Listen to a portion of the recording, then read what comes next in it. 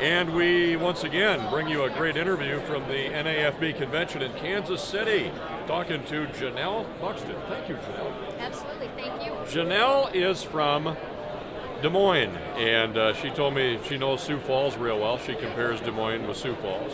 And you know our town, and you can relate, and so is Des Moines.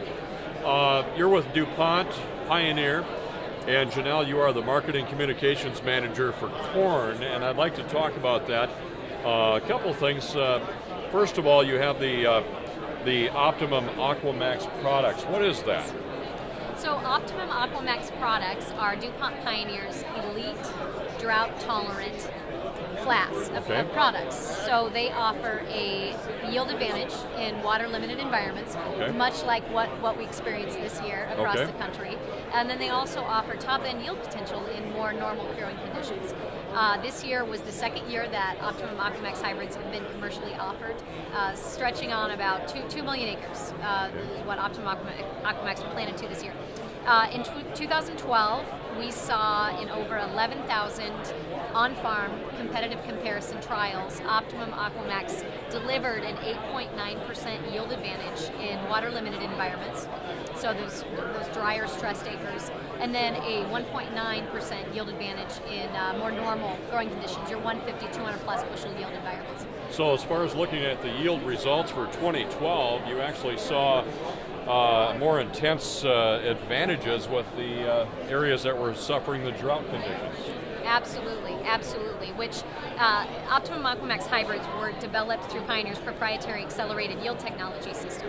And essentially what these hybrids are, they're native trait technology, meaning... What is that? Right, okay. I've heard of that, the native trait technology, and I'm wanting to find out what that is exactly. Okay, well, hopefully I'll help share in that.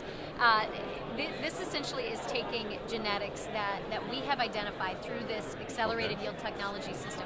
We've identified and said, these are the best genetics we have available to help curb off mechanisms that defend against drought.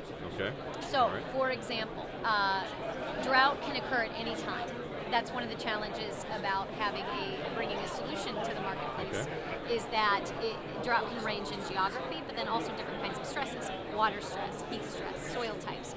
So essentially what we've been able to do and build into these plants is mechanisms that, regardless of when drought occurs, vegetative, flowering, grain fill, they have mechanisms built in that can help curb off those stresses so the plant can focus on increasing yield.